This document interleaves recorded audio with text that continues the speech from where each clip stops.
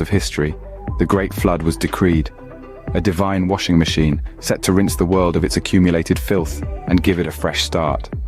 Noah, a man of virtue, found grace in the eyes of the Lord, and he was chosen to carry the beacon of hope into this new world.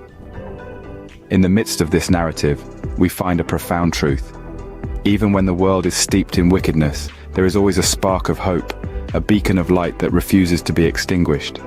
This spark may come in the form of a righteous man like Noah, or in the promise of a fresh start, as symbolized by the Great Flood. So let us remember